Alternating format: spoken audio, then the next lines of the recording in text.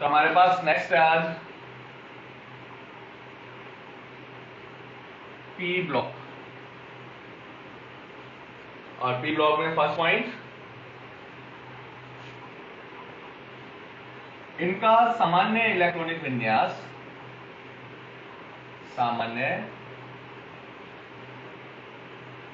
Electronic विन्यास NS2Np126 होता है। मतलब क्या हुआ कि जो अपने पास बाह्यतम कोश जो होता है उसमें तो 2 इलेक्ट्रॉन है जो है ही वो तो, और P के अंदर क्या होता है 1 से लेकर 6 तक इलेक्ट्रॉन भरे हुए हैं। ठीक है, तो सामान्य इलेक्ट्रॉन विन्यास NS2Np126 होता है। सेकंड पॉइंट, इसमें कुल 6 वर्ग 13 से 18, कुल 6 वर्ग आते हैं। ठीक है, 13 से 18 तक। 13वां वर्ग कौन सा है? 14, 15, 16, 17, 18। 13 में आता है बोरॉन, एल्यूमिनियम, गैलियम, इंडियम और helium. Carbon, silicon, germanium, tin और lead. Nitrogen, phosphorus, arsenic, antimony और bismuth. Oxygen, sulphur, selenium, tellurium, polonium. Chlorine, chlorine, bromine, iodine, astatine और helium, neon, argon, krypton, xenon और रेडॉन। तो ये हमारे पास total जो है इसके अंदर 6 वर्ग होते हैं 13 से लेकर 18 तक। ठीक है, कुल 6 वर्ग हैं 13 से 18। Boron, carbon, nitrogen, oxygen, chlorine, neon, ये अपने पास है और ये इनका ग्रुप दिया हुआ है। ठीक है, अपने सिलेबस के अंदर 13 और 14 ग्रुप जो है वो तो 11th क्लास के अंदर पढ़ेंगे हम लोग। ठीक है, और 15, 16, 17 और 18 जो ग्रुप है वो हम पढ़ेंगे 12th क्लास के अंदर। ठीक है, ये तो पढ़ेंगे 12th में, और 13, 14 ग्रुप जो है वो पढ़ेंगे हम 11th क्लास के अंदर, वो अपने सेकंड बुक के अंदर आएगा। तो ये हो गए अपने पास 6 वर्ग हो गए। फिर लिखो आगे, इन्हें प्रतिनिधि तत्व भी कहते हैं। इन्हें प्रतिनिधि तत्व भी कहते हैं।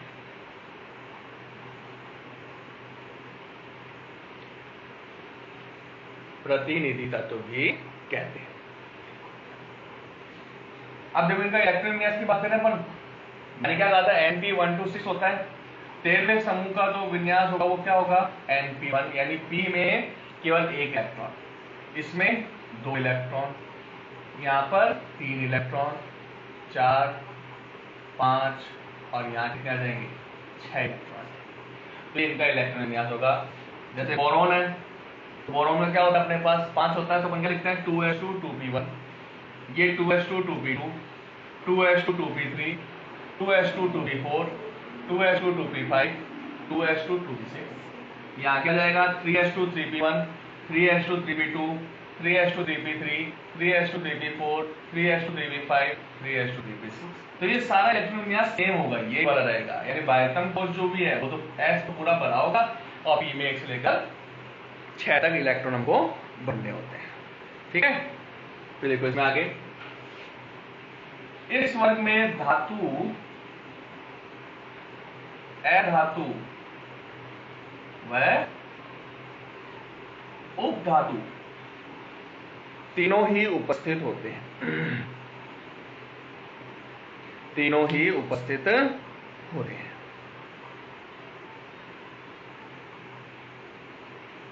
तुम लोगों ने पहले पढ़ा होगा, है ना, आवर्त सारणी। इस तरह से अपने पास एक टेबल नुमा सीढ़ी नुमा संरचना बनती है। इस सीढ़ी में जो जो तत्व आते हैं वो सब तो क्या हो गए अपने पास? उपधातु आ गए। इसके बाएं तरफ वाले क्या हो गए? धातु हो गए। दाएं तरफ वाले क्या हो गए? अधातु हो गए अपने पास।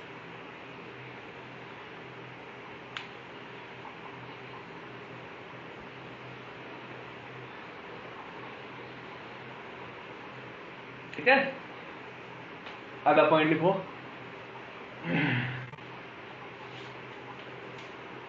समूह 18 के तत्वों को अक्रिय गैस वर्ग अथवा उत्कृष्ट गैस वर्ग अथवा शून्य वर्ग भी कहते हैं, शून्य वर्ग भी कहते हैं, क्योंकि इनकी संयोजकता का मान शून्य होता है, क्योंकि इनकी संयोजकता का मान शून्य होता है और यह किसी अन्य तत्व से आसानी से किसी अन्य तत्व से अभिक्रिया नहीं करते। ठीक है, अभिक्रिया नहीं करेंगे तो क्या बोलेंगे इसको? अक्रिय। भैया क्रियाशीलता कुछ भी नहीं है इसकी।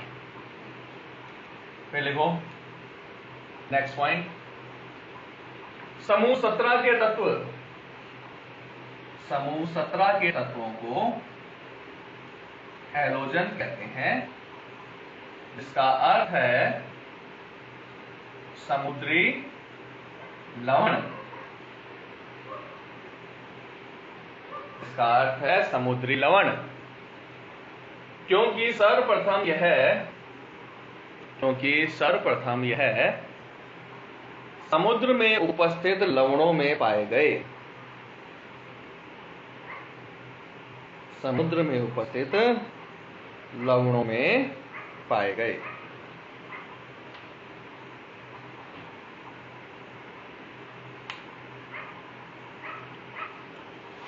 समूह 16 के तत्वों को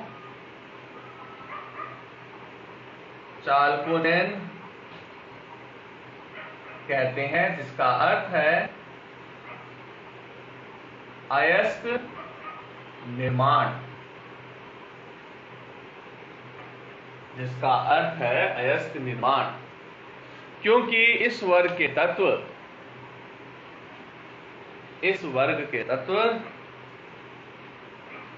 सामान्यतः अयस्क में उपस्थित होते हैं। अयस्क होते हैं तो धरती से प्राप्त होते हैं अपने खनिज, जिनसे अपन धातुओं का निष्कर्षण करते हैं, उन्हें अयस्क कहते हैं। कौन कौन से अयस्क हैं अपने पास? जैसे फेराइट होता है ना, मैग्नेटाइट होता है, हेमेटाइट है, अर्जेंटाइट है। तो इनमें सब में क्या होता है? तो ऑक्सीजन होता है या सल्फर होता है। ठीक है, तो ये अयस्क निर्माण के लिए काम में ले जाते हैं। ठीक है, तो ये हो गया अपने पास इसके अंदर पी ब्लॉक के तत्व।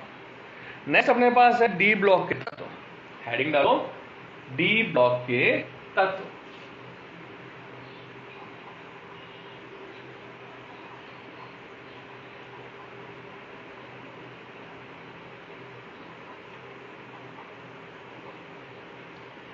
डी ब्लॉक के तत्व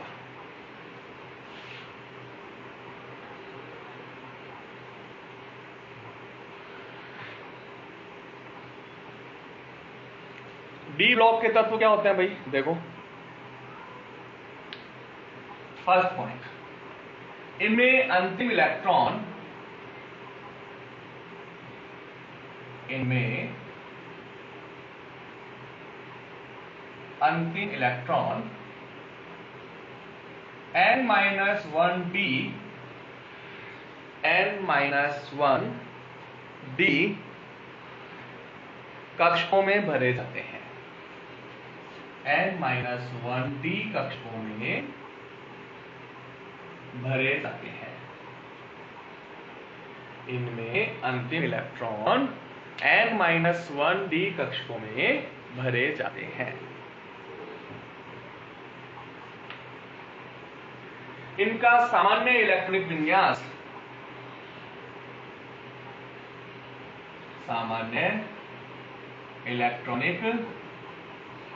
विन्यास ns122 n-1d1-10 होता है। यानी बाह्यतम कोश के S कक्षक तो पूरे भरे हुए हैं और आंतरिक कोश n-1 कोश के जो D कक्षक हैं उनमें 1 से लेकर 10 तक इलेक्ट्रॉन भरे जाते हैं। इसका मतलब इनमें कुल 10 वर्ग 3 से 12 तक कुल 10 वर्ग आते हैं। ठीक है, तीसरे से लेकर और 10वें तक अपने पास कुल 10 वर्ग आएंगे। 1 2 3 4 5 6 7 8 9 और 10। कहां से? तीसरा, चौथा, पांचवा, छठा, सातवां, आठवां, 9 10 11 और 12। ठीक है, कुल 10 वर्ग आते हैं। Scandium, titanium, vanadium, chromium, manganese, iron, cobalt, निकल, कॉपर और जिंक, ये अपने पास पहली सीरीज होती है। ठीक है, फिर आता है अपने पास 4th series, yttrium, zirconium, niobium, molybdenum.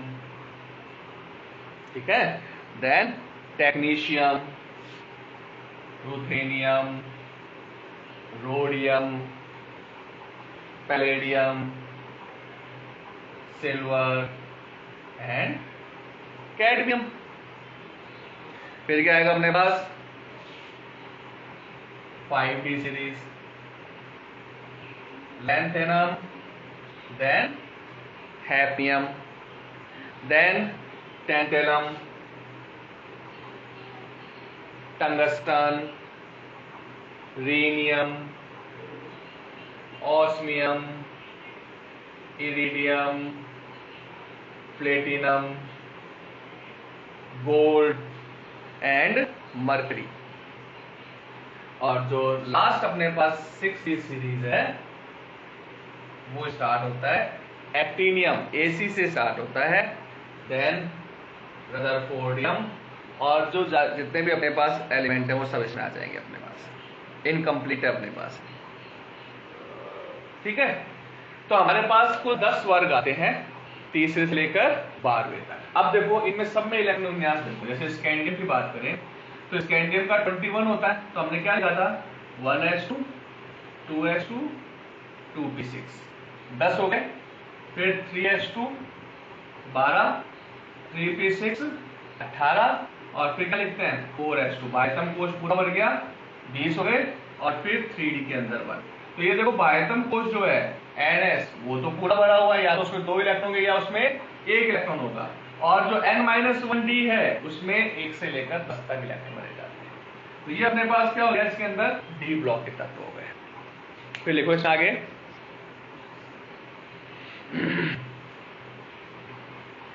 इन्हें संक्रमण तत्व भी कहते हैं। इन्हें संक्रमण तत्व भी कहते हैं क्योंकि यह S व P ब्लॉक के मध्य सेतु का कार्य करते हैं। S व P ब्लॉक के मध्य सेतु का कार्य करते हैं। सेतु का कार्य करते हैं।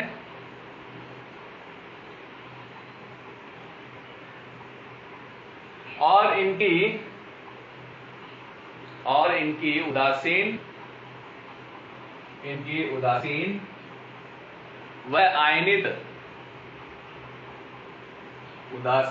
आयनित दोनों ही अवस्था में, उदासीन व आयनित दोनों ही अवस्था में द्विकक्षक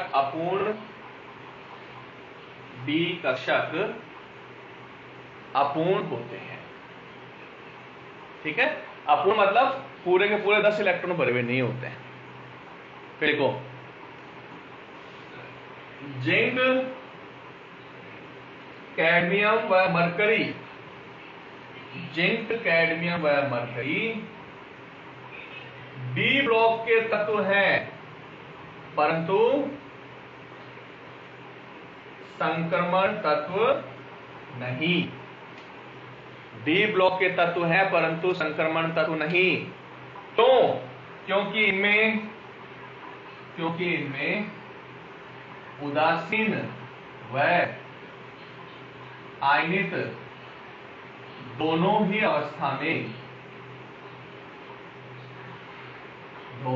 अवस्था में डी कक्षक पूर्ण भरे होते हैं। क्योंकि होना क्या चाहिए, अपूर्ण होना चाहिए, लेकिन इसमें डी कक्षक हमेशा क्या होते हैं, पूर्ण भरे होते हैं। कैसे, देखो जिंक का इलेक्ट्रॉनिक विन्यास होता है 4s2 3d10, देखो पूरा भरा हुआ है डी। अगर इसको आयनित भी कर दें, +2 में बदलें, तो आपको पता है कि हमेशा जब भी आयन में बदलते हैं तो इलेक्ट्रॉन हमेशा बाह्यतम कोश से निकलता है। तो ये 2 इलेक्ट्रॉन 4s से निकलेगा, तो 4s0 क्या रहेगा 3d10। तो उदासीन हो चाहे आयनित हो, दोनों अवस्था में डी कक्षक क्या है, पूरा भरा हुआ है। इसलिए इनको बोलते हैं अपन संक्रमण। डी ब्लॉक के तत्व तो बोलते हैं, लेकिन संक्रमण तत्व नहीं बोलते, क्योंकि संक्रमण तत्व के लिए कंडीशन क्या है, डी कक्षक अपूर्ण होना चाहिए। ठीक है, आगे लिखो। इनकी 4 श्रेणियां हैं, 3D 4D 5D and 6D। 4 श्रेणियां हैं, 3D 4D 5D and 6D श्रेणी। ये हो गया अपने पास डी ब्लॉक। लास्ट लिखो एफ ब्लॉक के तत्व। एफ ब्लॉक के तत्व लिखिए। इनमें अंतिम इलेक्ट्रॉन n-2f कक्षकों में भरे जाते हैं। जो संक्रमण तत्वों के भी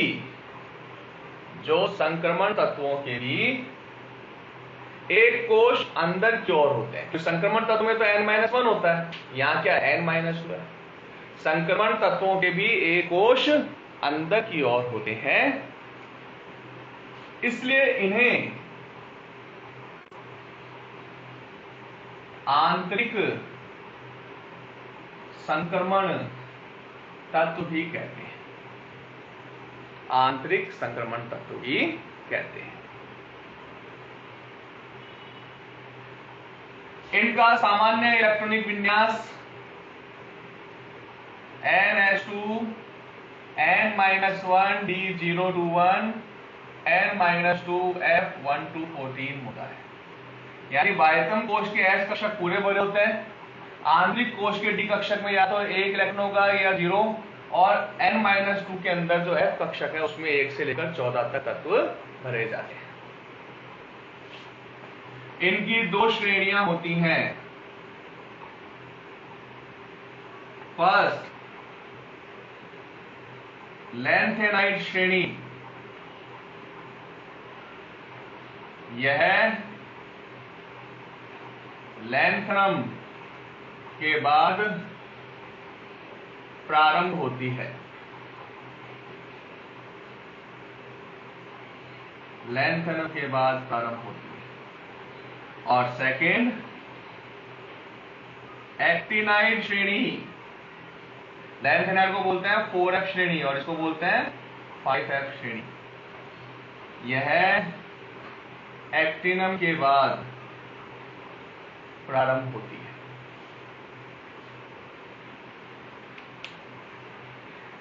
ठीक है, तो ये हो गया अपने पास ब्लॉक के बेसिस पे क्लासिफिकेशन कंप्लीट।